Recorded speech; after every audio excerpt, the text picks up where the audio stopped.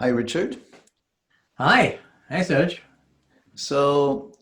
In this period where there is a lot of divisiveness, you wrote a book about how to deal with the divisiveness, Yes. and you're obviously somebody who is very bothered by what happens when we get caught by that.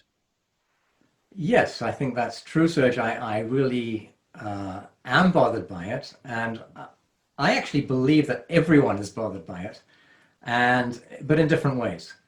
And one of the things that happens is that when we get caught in divisiveness, we feel justified, like we have a position, and those other guys are wrong, and we're right.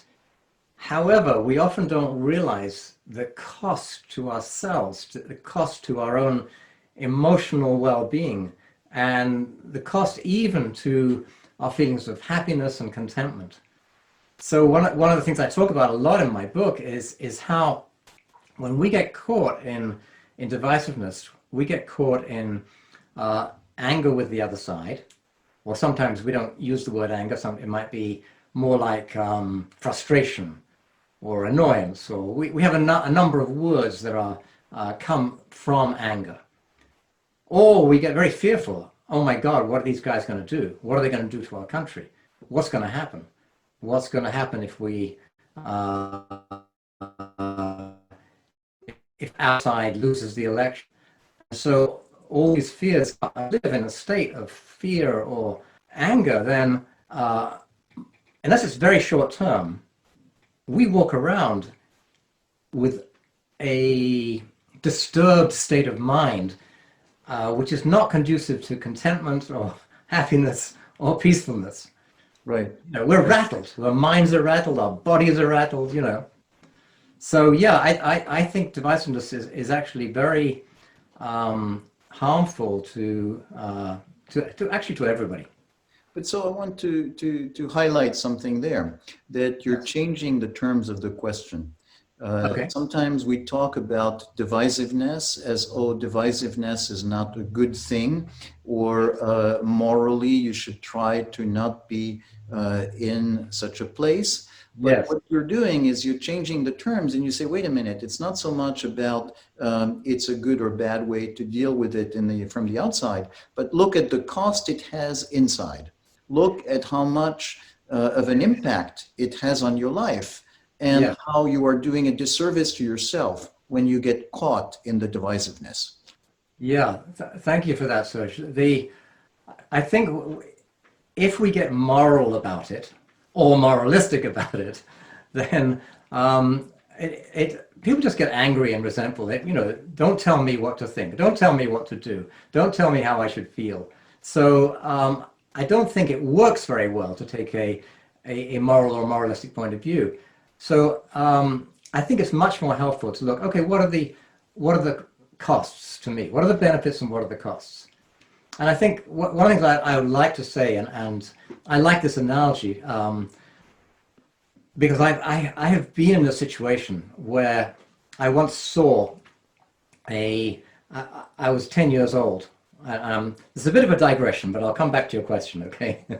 So I was 10 years old, and I was living in Uganda, Africa, because my dad was a researcher on mosquitoes, and a family took me and my sister out to see some lions, and there was another car right next to us, and there was this pride of lions just lying very peacefully in the grass, and the male lion was in the forefront, kind of protecting the pride. And the male lion was half asleep, it seemed, eyes kind of half closed, and it was a very beautiful scene. And then for some unknown reason, the guy in the other car opens his car door, which is not a smart thing to do. The lion, the male lion, within a millisecond, springs up 12 feet in the air. This is from a completely recumbent position. Springs up 12 feet in the air. And at that point, the man, terrified, tries to close his door. And then the lion lands again with a roar. and you can see the dust, the African dust, kind of spreading around as his feet land on the ground. And it's an awe-inspiring sight, the power and the strength. And there's no question in my 10-year-old mind that if that lion had sprung forwards rather than just going up in the air, that man could not have possibly got back in his car in time. He would have been dead. And so the reason I bring up the lion, I mean, I was super impressed, and I was thinking, wow, that's an image I'll never forget. But that lion, if it had been sprung forward in anger and aggression, it would have killed him. Or it could have sprung backwards in fear. And actually, it was somewhere in between that. It's just sprang straight up and made a very powerful statement, which was very effective. Right. So the point of the lion story is that if we're faced with immense danger, like the primordial danger of a lion chasing us, our anger and our fear are incredibly useful. I'm not putting down anger or fear at all. They are very useful. So our anger tells our body to secrete various hormones that increase our strength, increase our breathing, increase our muscular power. Pretty amazing. And also reduce the energy in our guts, and reduce the energy in our immune system. And when they reduce the energy in our guts, that's why we feel queasy when we're at. You think about it, it's a very intelligent choice, because if you're running from a lion, you don't want to be focused on your digestive system. You want to be focused on avoiding being digested by the lion. So the point is that the anger and fear are primordial and very useful. The problem for us human beings is that very often, most often there is no lion, there is no physical danger. And then we have an image of our mind of an enemy, which we kind of create in our minds. And then we have the same physiological reaction, and it damages us. It damages us emotionally, but also it damages us physically. Because you think about it, if you are chronically in a state of anger with the other side, then all the effects on your guts, for example, mean that your digestion is affected. All the effects on your immune system, where your immune system is reacted, is inactivated, of course, make you more liable to get diseases and so on. Yeah. So what you're talking about here is to say, when we talk about disagreements, when we talk about being polarized, we're not just talking about something that's an abstraction. We're talking about the fact that the way disagreement manifests is in physiological effects that have to do with the sense of threat. And these physiological effects are useful when there is an actual threat that can be fought with physical force or run away from in a physical way. But in a situation such as a political disagreement is actually using an enormous amount of energy that wreaks havoc in our system. Yes, you have précised what I've said beautifully. Thank you. And that's exactly right. That's how I think of it. And I'm just going to add that when we hold our frustration and anger long term, it actually has a effect on our bodies that can actually damage us. And there are long-term studies that show that people who are chronically more hostile or have more anger, that those people actually die earlier than people who don't have hostility. And that's been shown many, many times. So we're talking about big stuff here. Yeah. It has an effect. And the other thing I want to add to that, it also affects our minds. And the other more modern research shows that when we hold anger or fear, we shut down the intelligent part of our brains. And that's been measured on various MRI machines and so on, whereby the not just the blood flow, but the actual size and connectedness of the brain diminishes of the intelligent brain diminishes when we dwell in in fear and anger. So yes, I think it's a great idea if we can reduce our chronic fear and anger. And, Yeah. and I'm not saying it's always easy, that there's No. But different ways of doing this, you know. what you're saying super clearly is a sense of look what you're doing to yourself when you're Yes. reacting in a triggered way.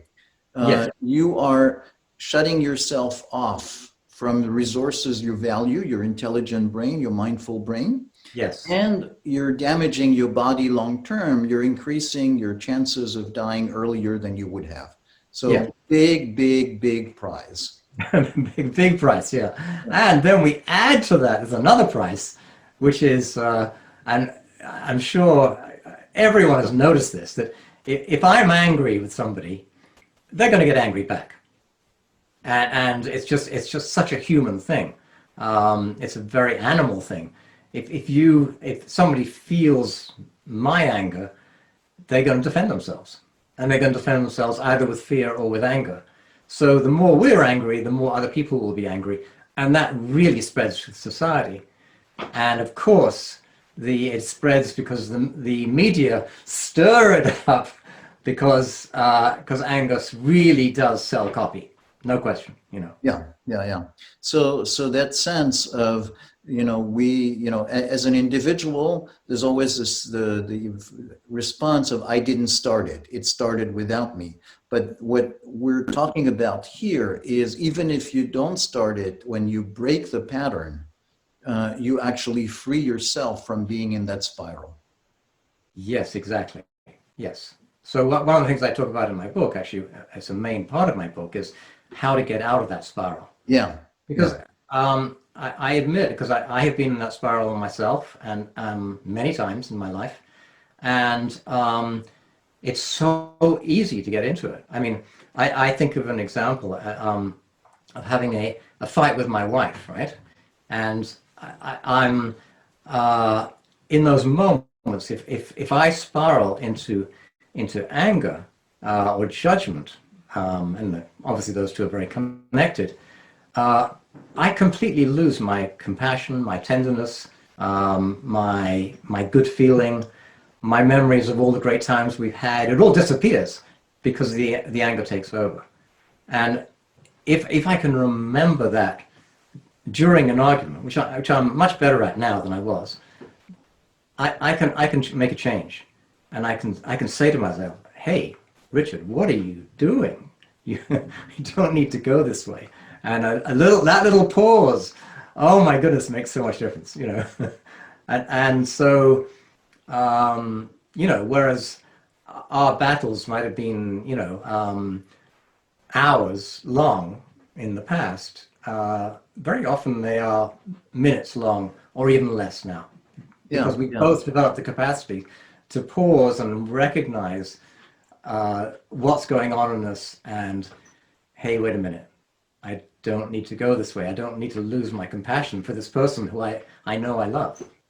Yeah. But so what you're talking about is that capacity to have an observing self, and that is to not be drawn into the drama, but to have at least a little part that's able to remember that there's more to life than that. There's more to the relationship than that. Yes. So not be drawn into the drama of the present moment. Exactly. And I think with political and social situations, it's sometimes even harder in a particular kind of way, because we justify our position, and it's not that there's anything wrong with having a position or having an opinion, or doing what we can to, we can fight for our opinion or fight for our political position, or vote or do what we want to do without getting drawn into the anger and the fear. Yeah, and so that's a big point, that the alternative is not to give in. The alternative is not to just admit defeat, but we're talking about actually being better able, being more effective in getting what is important than if we were going into that cycle of anger. Yes, Yes. So sometimes there's a concept that, okay, if I'm not angry and I'm not polarized, as you said, it might mean just giving in.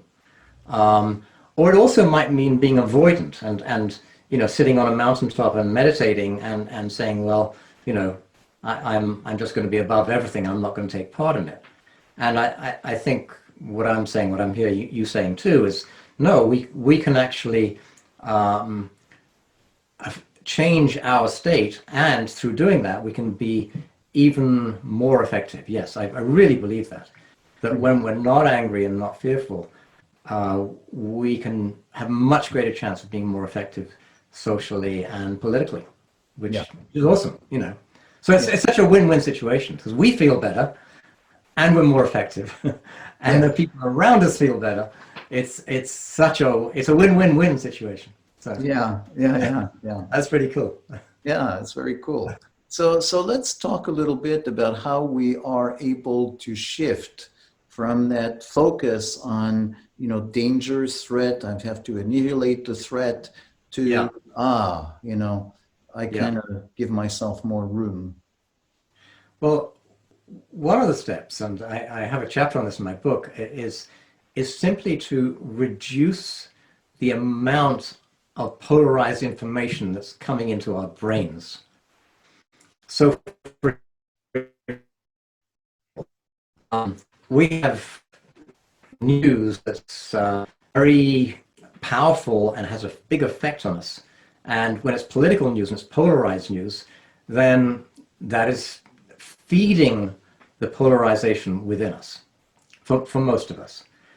And one of the simple things we can do is change the timing of the news we take in, change the amount of news we take in, and change the quality of the news we take in. So with the timing, I have been taught and learned from my own experience that one of the worst things I can do is listen to the news late at night. And actually, there's a little digression. I'll come back to the main point. What prompted me to start writing this book was that I woke up one night at 2 o'clock in the morning, and I was just furious. I was so angry and upset, and it was. I was thinking, oh my God, it's a freaking mess out there, referring to the political situation, and it was a freaking mess in my own mind too, because I was angry, I was upset, and I couldn't sleep.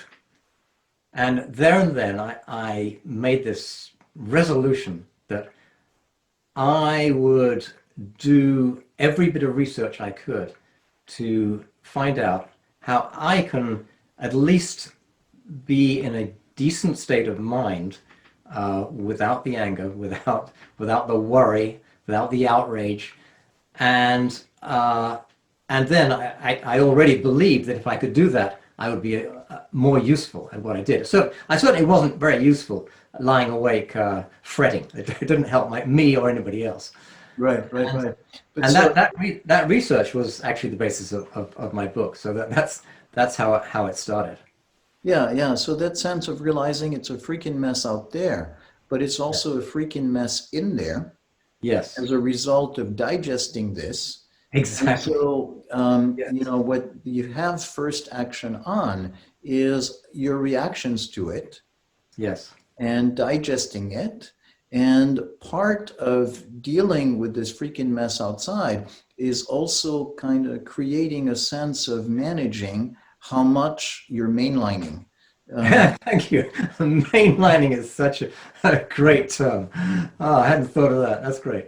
I love that. Yeah. So you can reduce your amount of mainlining of the news, and so one of the things, as I mentioned, is the timing. So I really recommend not taking in news just before you go to bed. You carry that into your sleep, and it affects your quality of your sleep. Even if you don't wake up like I did at 2 o'clock in the morning, it affects the quality of your sleep.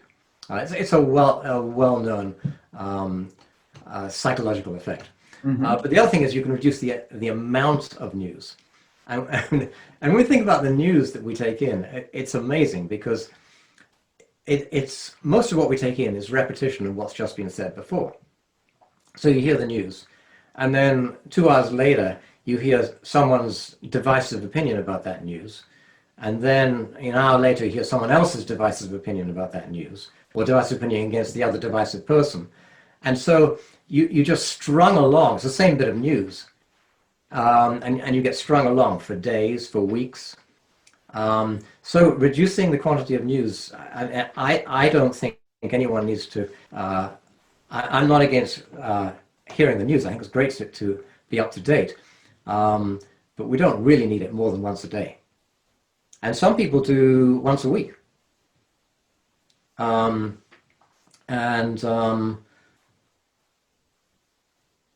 I think it was, Emerson, right, said, Ralph Waldo Emerson said, I don't read the times, I read the eternities. And and there are a lot of people who, including politicians, who have realized that reading the news is dangerous to your health. Anyway, so yes, you can reduce the quantity. And the other thing you can do, and if the news cycle is getting you down, is to take a news fast and don't listen to any news for a week. And it's an amazing thing. But what most people describe after the news fast is when they come back, nothing's changed. It's the same old, slight variations, same old thing being repeated, you know. Of course, there are some exceptions, but generally that tends to be true. So that's one possibility. And the third thing I mentioned, other than the timing of the news and the quantity of the news, is the quality of the news. And it's very helpful to avoid newspapers and TV programs and news feeds, social media that's divisive. And it's really good to carry in our minds, I think, that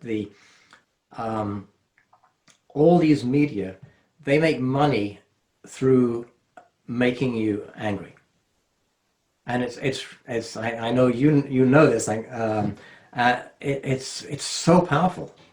There are studies done on Facebook that show how many billions are made through deliberate creation of divisiveness. Yeah. And so if we know this is coming at us, then we can take precautions and say, well, wait a minute, this stuff is dangerous.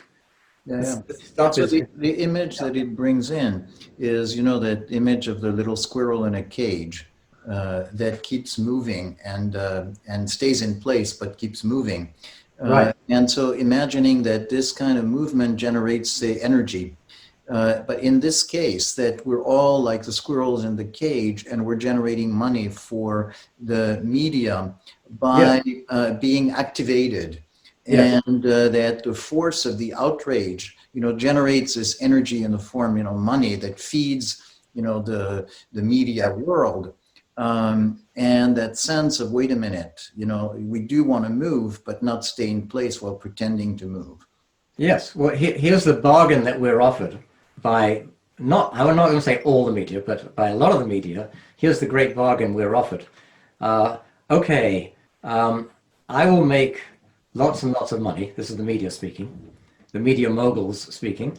And in exchange, you will feel angry or fearful, and you might die earlier. And pretty good deal, don't you think? Right. and so again, we're not talking, I just want to, you know, super clarify, we've been very clear, but we're not talking about just avoiding that in order to remain avoidant of all engagement. Yes. We're talking about actually putting the energy where it's useful, as opposed to putting it where it just is simmering and harmful. Exactly. So we do need to know the news. We need to get the information, and if we can get the information without the inflammation, information without inflammation. That's a good slogan. Information without inflammation. Yes. Yeah. Yeah. Yeah, so I think that's the trick there.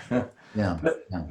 then people ask me, okay, that's all very well, but I'm already angry. I'm furious with these guys over there, and I'm just, what do I do with all the anger I've got? And so that brings up a whole another question, and that's another thing I deal a lot with in the book is, okay, how do we actually change our angry state? Yeah. Yeah. Yeah.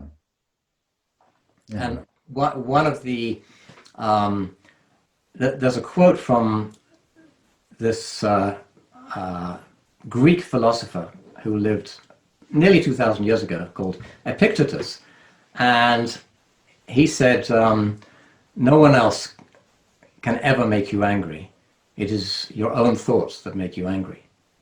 And it's a very interesting quote because one of the strange things about that quote is that it makes people, some people, very angry. Mm-hmm. Which, of course, according to the quote, is impossible. So we have this very strange effect here. And I do really understand this because our anger is so fast, and our anger is faster than our minds. Yeah. And because the anger is so fast, it feels like we're not in charge of it and we can't manage it. And so it feels like we don't create it and our thoughts don't. And by the way, that in the lion situation, that is true. If a lion is charging you, you don't think. It's not very useful to think. You need to run. Right. Or to fight, or whatever. So in that situation, it's thank goodness that the emotions are faster than the thoughts. However, if we have a long-term opinion about somebody or a political party and so on, and that political those thoughts of being against the other or being against the other party, those feed our anger long term. And so one of the things we can do is if we think, okay, it's my thought that's creating my anger, not what the other person's doing, how can I accept that that's true? So I once had this conversation with somebody, and he said exactly that to me. He said, I just can't believe it. And he said, for instance, I asked him, I said, we'll give you an example. He said, well, okay, so this politician has just lied, and I'm furious about it. And so I said to him, okay, has this politician lied in the past? He said, yes, many times. So I said, well, okay, so are there times where you feel very angry with a lie, and other times when you feel less angry, and other times when you get a lie and you don't feel angry? And he said, yeah, all three sometimes. Sometimes I feel really angry and sometimes I don't feel angry. So I said, okay, so if there are times when you don't feel angry and the politician has lied just as much, doesn't that imply that it's your choice whether you get angry or not, and that it's something to do with how you're reacting as opposed to what the other person's done? And don't politicians quite often lie? Anyway, the result of this, he said, okay, that's logical. I said, yeah, it's logical, and it's true that we do have ultimately a choice.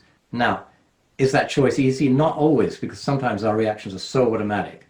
And, I just gave my example of waking up 2 o'clock in the morning, furious, right? But clearly that freaking mess in my own mind was created by what my mind did. It doesn't matter what anybody else did. Right. So, And so the question, the choice there is to say, okay, I'm feeling really activated, and I am curious about whether I could change something in the way I'm reacting to it so that I could have a different response as opposed to my knee-jerk reaction. exactly. So if we can have that curiosity, and actually there's two things you mentioned. There's the curiosity, which I think is really, really helpful. So a wonderful quality to develop in ourselves, and we all have that quality, and we can simply develop it. And secondly, taking the pause, taking the moment to ask that question before the knee-jerk reaction. And so those are very helpful beginnings. Yeah. Very, very helpful. Yeah. So building in the pause. Before the pause, then it's impossible to, we're on the same track. And the Yes. pause makes room for the possibility of curiosity and of finding something different. Yes. And also, the pause opens us to taking responsibility for our own reactions. Mm-hmm. Mm-hmm. And so, and then if we consider that as a possibility, okay, I am not a victim of this man lying. I am actually a free human being who has a choice how I want to react to the unfairnesses in this world. Just that statement alone is such a place of encouragement of freedom within ourselves. Yeah. So that's a major point there, that the pause is not in order to do something that is a morally right thing. It's actually to find the place of shifting from being a powerless victim to trying to see where there is some power to do something that feels right. Exactly. Yeah. So, you had mentioned to me, or having done that, if we're in that state of you had mentioned to me another time an example of you noticing some prejudices coming up for you as you were in the subway, and actually having a moment of such a pause. And I think that was a great example of that internal journey. I want to maybe suggest that you talk about that. Sure. Yeah, I was on the subway in New York, and opposite me was a man who, in my estimation, looked very morose. And I found myself judging this guy and thinking of all the ways in which we were different. And I mean, I wasn't even, I was hardly, my mind was on automatic judgment. And I was thinking of how we were different, and I was actually making up stories about this guy. I'd never met this guy in my life. I never heard him speak, nothing. But based on what I saw, I was imagining things about him that of course, I couldn't know were true. But that's where my mind went. And then there was a moment. Maybe I did that for a minute. I don't know. Maybe 2 minutes. I don't know. And then I suddenly thought, hey, Richard, what are you doing? You don't know this guy. You've never met him before. You have no idea what kind of life he's led, what he's thinking now, or anything about him. Nothing. So then I said to myself, okay, I'm going to take a different tack. I'm going to think about all the things that we have in common. So then I deliberately took this stance, and I said to myself, okay, what we have in common. We both love to laugh. We both enjoy respect. We both love good food. We both love to be with people that we care about. And the list went on and on for maybe another minute. And I realized, this is the big realization for me, is that as soon as I started having these thoughts, I felt happier. The whole sense, I felt connected to this guy, who I never met, and I felt happier. And probably imperceptibly to me, I mean, I wasn't aware of this, I started smiling a little, just with my own happiness. And then this guy, who I thought of as morose, he started to smile too. Right. And we never spoke a word to each other. and that was it. And I thought, wow. And based on that, I developed an exercise which anyone can do, which I believe is a tremendous antidote to prejudice. And the prejudice, I'm not just talking about racial prejudice, or any particular prejudice. I'm talking about any prejudice. That as soon as we focus on the commonality that we have with another human being, prejudice just evaporates. It becomes so much superfluous nonsense that's been made up in our minds. So that was a powerful moment for me on that subway. Yeah. Yeah. And it's beautiful because it really exemplifies that there is a built-in tendency to be caught in that cycle. In this case, the guy looked morose to you, so it brought you in contact with your reaction to what is morose, and you went on that track. And then there was that sense of a moment of pausing and shifting and engaging differently. And then actually, it was not just something that happened in your mind, because the result of it was changing how you were vis-a-vis him and his perception, and he responded by being smiling as opposed to morose. Yeah, so that's a beautiful example of that interaction. Thank you. And it was also a beautiful example to me of how our state affects other people, even on a subway. So if we are, if we're carrying anger or upset or fear or judgment, our stance actually affects those people around us, even if they don't ever speak to us or know us. And similarly, if we move to a happy state, that also affects others.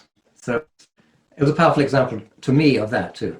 Yeah, so that's very related to what you were saying before, that moment of shifting from being a victim to seeing where you have the power.